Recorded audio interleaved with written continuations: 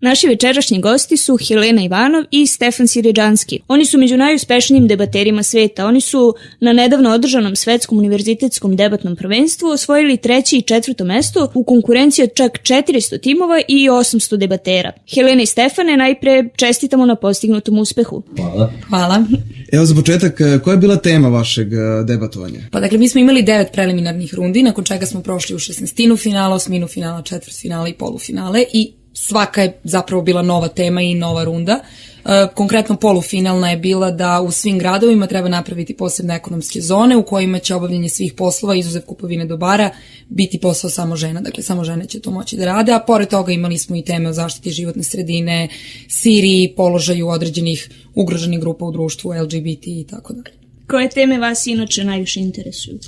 Mene najviše zanimaju međunarodni odnosi, što je donekle i logično da želim da studiram međunarodne odnose, ali i ekonomija, naročito međunarodna ekonomija i uglavnom te političke teme, gde su upipljive, gde se radi o nekim konkretnim zemljama, gde se raspravlja o intervencijama, o modelima razvijenja.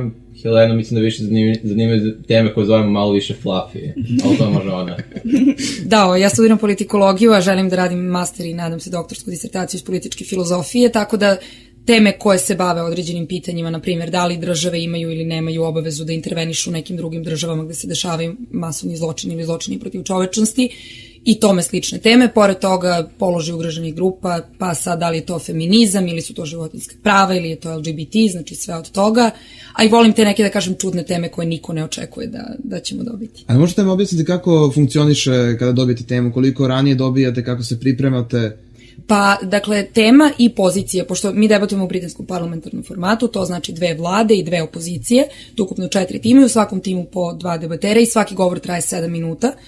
Temu kao i poziciju dobijete 15 minuta pre početka debate i tih 15 minuta imate s vašim partnerom da pripremite vaš slučaj. A da li se dešava da dobijete neke teme koje treba da branite, a da se one razlikuju od vašeg ličnog stava? Da li to shvatate kao izazov ili kao otežavajuću okolnost? Dešava se i to je neizbežna stvar kad se neko bavi debatom, baš zbog toga što dobijete poziciju, a često, mislim, imamo različite stavove o različitim pitanjima i u početku to je jako izazovno. Treba da govorite nešto protiv nečega što ste prihvatali kao dogmu i u što ste verovali.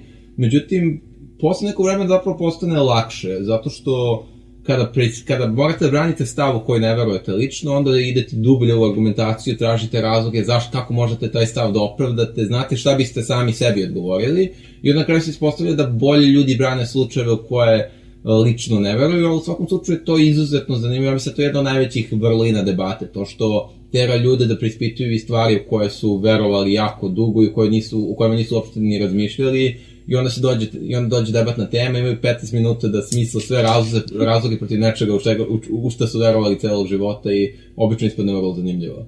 A je li imate nekog mentora sa kojim ste radili pre debate, ko vas je pripremao? Svi debatni klubovi, bilo na fakultetima ili u srednjim školama, su zajedno organizovani preko otvorene komunikacije, što je naša debatna akademska mreža, i mi organizujemo 2 puta nedeljno na raznim fakultetima radionice na kojima mogu da se rade teme određene, na primjer danas međunarodni odnosi ili ekonomija, debatne vežbe, a mogu da se rade i same debate i to je nešto što Stefan i ja radimo već jedno 2-3 godine, a pored toga išli smo i na osnovni kurs ovde na Fakultetu političkih nauka i baš nam je i student ovog fakulteta Đorđe Jovićević bio mentor tih godinu dana. Tad smo baš imali ozbiljan mentorski rad sa nekim. I što mislite, šta je potrebno, šta je ključna osobina za dobrog debatera? Pa ja mislim da ih ima nekoliko. Prva je da se oslobodite bilo kakvog straha da pričate pred drugim ljudima, jer morate ubediti ljude u ono što pričate. Druga je da čitate užasno mnogo i da budete informisani. Treća je da razmišljate i da se stalno preispitujete i da postavljate a zašto je ovo što ja tvrdim dobro ili loše i da naučite tu razliku između tvrdnje i argumenta, ali pored svega toga mislim da je neophodan i jako dobar debatni partner s kojim možete da radite jer to je ceo slučaj, ne samo jedan govor. Nedavno ste se vas dvoje takmičili u kategoriji engleski kao maternji jezik. Zbog čega ste se odlučili da budete u toj kategoriji? Dakle, samo da pojasnim, na svetskom prvenstvu postoji 9 preliminarnih rundi, kao što je Helena spomenula, gde se timovi rangiraju od 1. do 4. mesta. Postoje 4 tima u debati i oni dobijaju na osnovu toga da li završe kao prvi ili kao četvrti, drugi, treći ili četvrti, određen broj timskih poena. Nakon 9 preliminarnih rundi se povlači crta i onda najboljih 48 timova idu dalje u kategoriji engleski kao maternji jezik.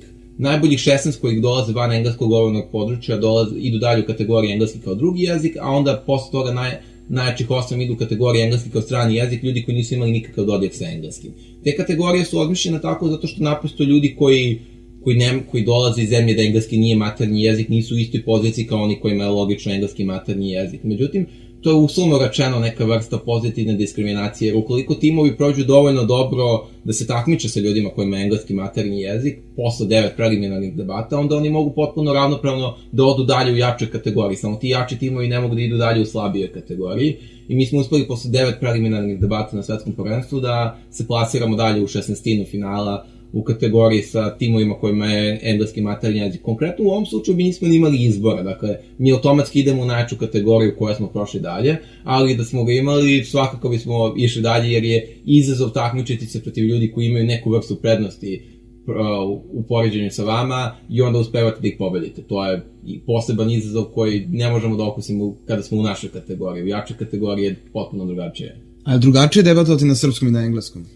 Pa, Stefan i ja smo zapravo samo tokom prve godine bavljenja debatom, što je ujedno bila i prva godina studija, debatovali na srpskom jeziku, išli na domaći i na regionalne turnire. Nakon te prve godine tog osnovnog kursa, ukoliko želite da se bavite ozbiljnije debatom, možete da krenete da idete na međunarodne turnire.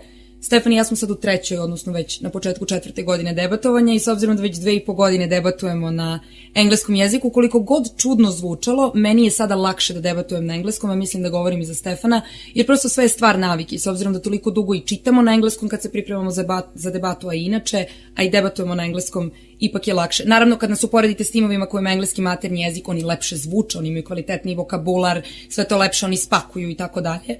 Ali opet, uprkos tome što sam u odnosu na njih verovatno inferiornija kad je jezik u pitanju, meni je lakše da debatujem na engleskom. Ali to vam naravno ne sprečava da budete i dalje uspešniji od njih. Pa, od nekih timova koji ima engleski maternji jezik i koji dolaze sa tih institucija koji imaju razvijeniju debatu, jesmo bili bolji i to je ono što ja volim kod debata, uprkos tome što oni imaju tu prednost. Ako ja kvalitet svoje argumentacije i primere kojima to potkrepljujem, ako tu veštinu napredim dovoljno dobro, onda mogu i da pobedim ne samo taj tim, nego i tu neku komparativnu prednost koju oni imaju na tom takmičenju. Imate li neki najdrži uspehi koji ste do sada ostvarili u debatovanju? Pa imamo ih nekoliko, dakle, mislim, verovatno meni je najdrži ubedljivo najveći uspeh ovaj koji smo sad napravili na svetskom prvenstvu, jer smo uspeli da dođemo u polufinale u kategoriji engleski kao maternji jezik, što se nikad do sada u 36-godišnjoj istoriji svetskog prvenstva u debati nije desilo, što je meni posebno značilo, a od ovakvog uspeha, pa ima dva koje su onako subjektivno značajna. Prvi je to kada smo u avgustu ove godine postali prvaci Evrope u Zagrebu, što je nekako bila kulminacija 2,5 godine krvi, suze i znoja, odnosno puno truda, puno rada, puno za malo uspeha, izgubljenih finala, nesrećnih presuda i tako dalje. To je nekako bila kulminacija i onda je imalo veliki simbolički značaj za mene. A drugi veliki uspeh koji cenio je kada smo bili početnici davno, još pre 2,5 godine, da smo imali debatni turnir koji se održava svake godine na Fakultetu političkih nauka koji se zove Danny Crane i tu smo uspeli da budemo prvi govornici, zajedno delili smo mesto prvog govornika, uprkos tome što smo se takmičili protiv ljudi koji su imali po 2 ili 3 godine više iskustva od nas i to nam je bilo neka vrsta potvrde da se rad isplati čak i kada drugi ljudi imaju više iskustva ili više znanja. Ovo ste završna godina fakulteta, kakvi su vam planovi dalje? Dakle, ja se nadam da ću diplomirati u junu ili u julu. Trenutno se prijavljam za master studije i planiram da probam da upadnem na master studiju u Velikoj Britaniji. Želim da se bavim političkom filozofijom i nadam se da ću nastaviti doktorske studije tamo, pošto me akademski rad i univerzitetska karijera najviše interesuje. Ja isto završam studije ove godine, planiram da se malo pomerim ka ekonomiji, odnosno pošto osnovno sam iz međunarodnih odnosa, meni je neka ideja u životu da radim kao savjetnik, analitičar ili konsultant, tako da u tu svrhu pokušavam da povežem međunarodne odnose i ekonomiju, pa da radim, ja se nadam kao konsultant u takvu nekoj oblasti. Prijavit ću se za master studije verovatno u Nemačkoj, sigurno u Mađarskoj i sigurno na jedan univerzitet u Velikoj Britaniji, pa ćemo vidjeti da ću završiti, ali svakako imam malo drugačije ambicije od Helene, to jeste da me akademski rad ne zanima do te mere koliko bi volao da i malo unovčim ovu disciplinu političkih nauka za koju ću svi tvrditi da se ne možete nikad zaposliti s njom. A da li to znači da se posle mastera vraćaš ovde ili ostaješ sa strane? Pa da kako se pojavi dobra prilika ovde, ja bi se rado vratio. Ono što mene brine najiskrenije je to što za ovo što bi ja volao da radim, a to je neka vrsta konsultantskog i analitičkog posla, nažalost sam i kroz neke prakse imao priliku da se uverim, se jako malo ljudi bavi time, da recimo kada ljudi žele da im otpisate ozbiljnu reklamnu kampanju, a daju vam 200 evra, to baš i ne ide tako. Tako da, ne znam, ja bih volao da se vratim ovde, ali u ovom trenutku mi ne deluje baš optimistična situacija. A ti, Helena? Pa ja s jedne strane sam jako vezana za svoju porodicu i za svoje prijatelje i odlazak na master i doktorske studije mi sigurno neće biti lak korak. Ipak mislim da bih lakše mogla da živim sa idejom da živim, na primjer, negde u Velikoj Britaniji, da radim i da imam dovoljno novca da ja dođem ovde kad god poželim ili da dam nekome novac da dođe tamo kad god poželi da me vidi, pre nego da dođem ovde i da budem okružena jednim sistemom koji mi ni po jednom osnovu izuzev emotivno za prijatelje i porodicu ne odgovara. Evo vas dvoje kao najuspešniji srpski debateri, to možemo reći. Šta ste dobili od ovog sistema? Ja nisam dobila ništa. Ja sam sve što sam postigla sama zajedno uz podršku prijatelja i porodice i ono što sam dobila, to zaboravljam. Fakultet političkih nauka nam je svaki put za debatni turnir, ako je svetsko ili evropsko prvenstvo u pitanju, pokrio troškove participacije. Ostalo što sam dobila su lažna obećanja od različitih državnih institucija kako će podržati neko takmičenje i debatu, a nažalost se ništa toga nije desilo. A koje su to institucije? Mislim, možemo li direktno nekog da uparimo prstom? Narodna skupština Republike Srbije i grad Beograd. Za vreme ove vlasti, prethodnih ili generalno je sve isto? To je bilo januar 2014. godine, tako da je to bio neki prelazni period između onog tamo i ovog sada, ali... Stari nove vlasti. Otprilike, da. A pošto planirate master u inostranstvu, da li možda postoji mogućnost da dobijete neke stipendije na osnovu dosadašnjih uspeha? Pa mislim da je to svakako velika mogućnost, naročito jer dakle, debata se naročito na zapadu izuzetno ceni, zato što isto kao što recimo se na zapadu ceni to kad se neko bavi veslanjem, zato što im pokazuje da ume da se nalazi u timskom radu, isto tako se i debata ceni zato što pokazuje ljudima za fakultete za koje se prijavljujete da ste sposobni da razmišljate o različitim pitanjima, da ih kritički analizirate i da brzo smišljate razloge zašto je nešto tačno ili ne i da budete donekle nepristrasni kad su neke teme u pitanju, tako da mislim da je to svakako moguće. Postoje recimo fakulteti poput Centralno-Evropskog univerziteta u Budimpešti koji čak eksplicitno daje stipendije za ljude koji se bave debatom. U Srbiji je to još uvijek malo slabije razvijano, ali moj utisak da u poslednjih godina i po dana kada su naši različiti debateri, ne samo mi, krenuli da nižu različite uspehe, da se i ovde to više ceni, tako da se nadam da će i ovde fakulteti to ceniti još više. I koji je sledeći turnir na kom ćete učestvovati? Dakle, sad ovako, idućeg meseca Helena ide da sudi turnir u Londonu, ja idem da sudim turnir u Indiji, a prvi sledeći turnir na kojem ćemo učestvovati zajedno će verovatno biti u Berlinu na proleće. Ja mislim. A planirate li da ostanete pari nakon završetak fakulteta? Kako će to funkcionisati s obzirom da idete na različite mastere? Pa ono što je neki generalni plan u ovom trenutku jeste da u avgustu idemo na Evropsko univerzitetsko debatno prvenstvo koje će biti u Beču, s tim da, s obzirom da smo prošle godine bili šampioni u kategoriji engleski kao drugi jezik, ove godine ćemo samo da se prijavimo za tu otvorenu kategoriju, odnosno kategoriju engleski kao maternji jezik i to će verovatno biti poslednje veliko takmičenje gde ćemo zajedno nastupati kao univerzitet u Beogradu. Nakon toga i u zavisnosti toga kako protekne Evropsko prvenstvo, postoji mogućnost da idemo na svetsko debatno prvenstvo u Solunu i u tom slučaju ćemo već morati da vidimo kako ćemo institucionalno da se snađemo, ali mislim da nakon tog svetskog prvenstva, ako se ono uopšte i desi, ja sam barem sa aktivnim debatovanjem završila i verovatno bih se više bavila mentorstvom tada.